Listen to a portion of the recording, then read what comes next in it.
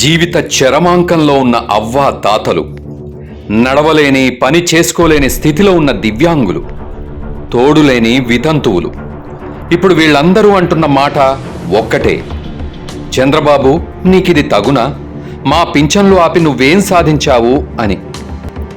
ప్రతి నెల 1వ తారీఖు రాగానే ఉదయం 5 గంటలకు టంచనుగా ఇంటి వద్దకే వాలంటీర్ వచ్చి అందరికీ పెన్షన్లు ఇచ్చి వెళ్లేవాడు. ప్రతి కుటుంబానికి అవసరమైన బియ్యం, పప్పులు వాలంటీరే తీసుకొచ్చి ఇచ్చేవాడు. కానీ వాలంటీర్ల మీద కక్ష పెట్టుకున్న చంద్రబాబు ఎన్నికల కమిషన్కు లేఖ రాశాడు. ఎన్నికల సమయంలో వాలంటీర్లు ఇంటింటికి వెళ్లి డబ్బులు పంచితే అది సీఎం వైఎస్ జగన్, వైఎస్ఆర్ కాంగ్రెస్ పార్టీకి మరింత బలంగా మారుతుందనే కుళ్ళుతో వాళ్లను విధుల నుంచి తప్పించాలని కోరాడు. చంద్రబాబు లేఖ రాసిన వెంటనే స్పందించిన ఎన్నికల సంఘం కూడా వాలంటీర్లు ఈ 2 నెలలు పనులు చేయొద్దని, పెన్షన్లు, రేషన్ ఇంటికి వెళ్లి ఇవ్వకూడదని ఆదేశాలు జారీ చేసింది. చంద్రబాబు కుటిల బుద్ధితో రాసిన లేఖతో ఒక్కసారిగా వాలంటీర్ల సేవలు నిలిచిపోయాయి.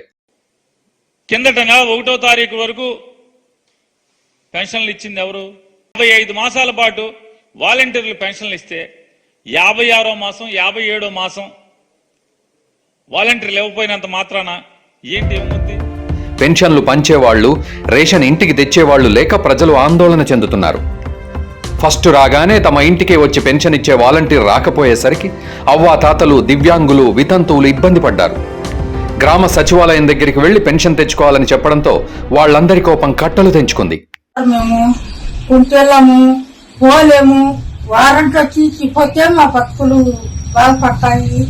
10 రోజులు బతుకుతాము.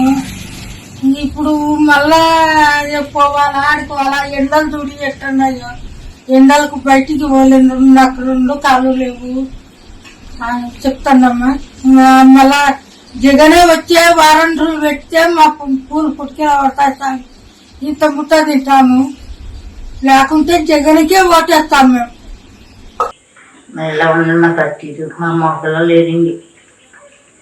మా సాయం 4 సంవత్సరాల హక్కు మీద ఉన్నాడండి.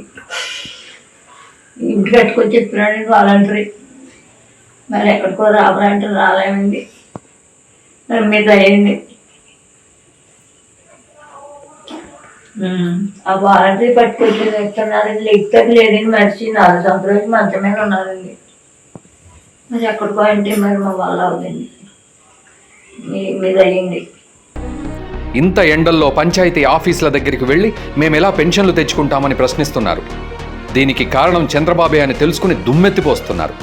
54 నెలలుగా టంచనగా వచ్చిన పెన్షన్ ఒక్కసారిగా ఆగిపోవడంతో ఏం చేయాలో పాలుపోని స్థితిలో ఉన్నారందరూ.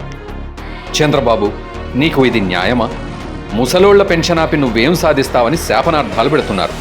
ఇక రేషన్ షాపుల వద్ద బారులు తీరిన జనం కూడా చంద్రబాబు చేసిన పనికి తిట్టుకుంటున్నారు. ప్రజలకు అందాల్సిన సేవలకు ఆటంకం కలిగించిన చంద్రబాబు మాత్రం దీనిపై స్పందించడం లేదు. పైగా అందరికీ ప్రభుత్వం పెన్షన్ సకాలంలో ఇవ్వాలని డిమాండ్ చేయడం గమనార్హం. చంద్రబాబు 2 నాల్కల ధోరణి చూసి ఆశ్చర్యపోతున్నారు.